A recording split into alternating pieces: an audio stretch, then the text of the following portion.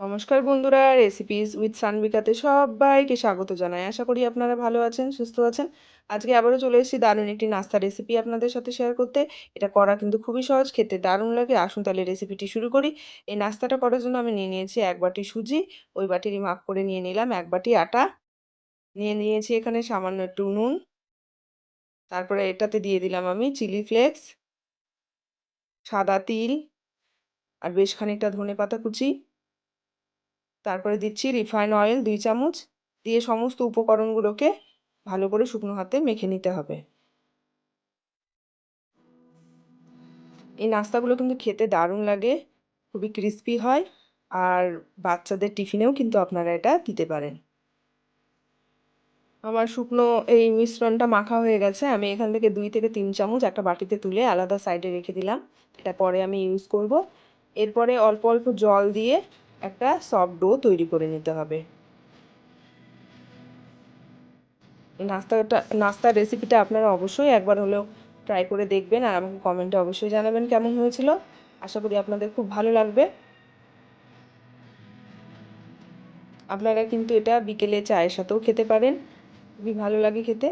আমার দেখুন এটা মাখা হয়ে গেছে, আমি এটা ঢেকে রেখে দিলাম 10 মিনিটের জন্য।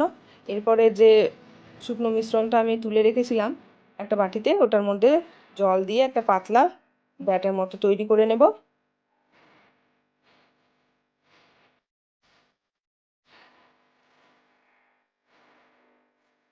খুব ঘন ব্যাটার হবে না, পাতলা একটা ব্যাটার হবে। আমি ব্যাটারটা তৈরি হয়ে গেছে, সাইডে রেখে দিলাম। এরপরে আমি আলু নিয়ে নিয়েছি, এখানে 3টে সেদ্ধ আলুকে এখানে আমি গ্রেট করে নিয়েছি, আর 2টো পেঁয়াজ কুচো করে নিয়েছি, 2টো কাঁচা লঙ্কাকেও কুচো করে দিয়েছি, 1 চামচ গোটা জিরে, তারপরে দিলাম চাট মশলা 1 চামচ, ধনে গুঁড়ো 1 চামচ, আর এখানে চিলি ফ্লেক্স দিয়ে দিলাম আমি 1 চামচ, আর দিচ্ছি এখানে সামান্য একটু গরম মশলা গুঁড়ো। দেওয়ার পরে আলুটাকে ভালো করে মেখে নিতে হবে।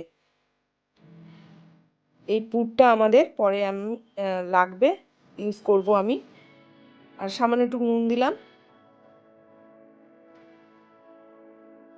দেখুন আলুর পুরটা তৈরি হয়ে গেছে, এটাকেও আমি সাইডে রেখে দিলাম। এবার যে ডোটা মেখে রেখেছিলাম সেখান থেকে আমি একটা বড় লেচি কেটে নেব।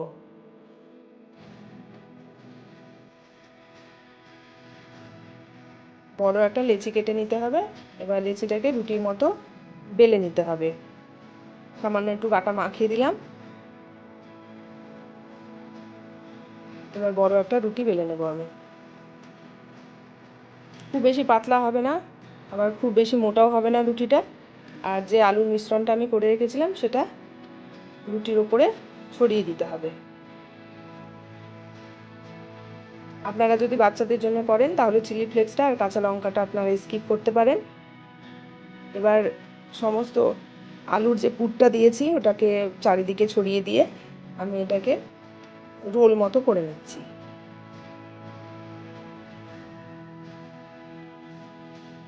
ধীরে ধীরে করে রোল মতো করে নিয়ে ঘুরিয়ে ঘুরিয়ে একটু হাতের সাহায্যে এটাকে মানে গোল গোল ঘুরিয়ে নিয়ে একটু লম্বা করে নিতে হবে। তারপরে যে সাইডে যে অংশটা আছে সেটাকে ভাঁজ করে ভেতরের দিকে ঢুকিয়ে দিতে হবে, মুড়ে দিতে হবে, যাতে আলুর মিশ্রণটা বেরিয়ে না যায়। দেখুন আমি কেমন করে করছি, সেমভাবে করে করে নিতে হবে। তারপরে একটা ছুরির সাহায্যে গোল গোল শেপ করে কেটে নিতে হবে।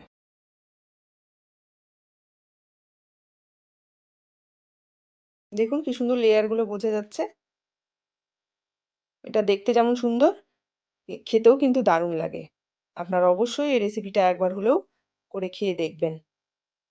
আর বাচ্চাদেরকে এরকম যদি নিত্য নতুন রেসিপি আপনারা করে দেন তাহলে কিন্তু ওদেরও টিফিনটা খেতে ভালো লাগবে, আর টিফিন ফিনিশ করে আসবে ওরা। দেখুন আমার সমস্ত এই নাস্তাগুলো কাটা হয়ে গেছে।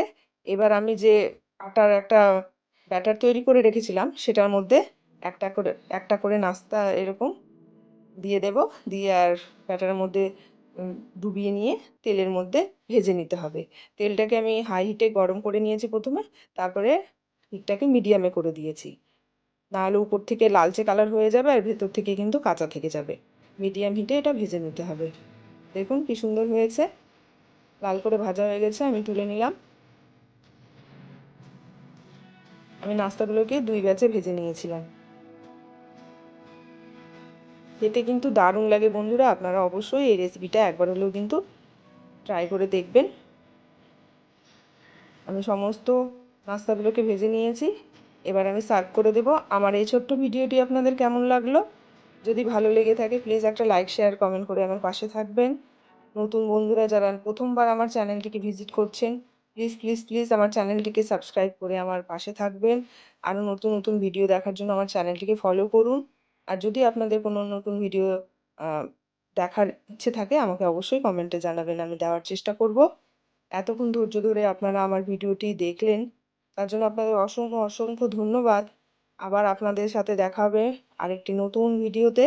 আপনারা খুব ভালো থাকবেন, সুস্থ থাকবেন। Thank you.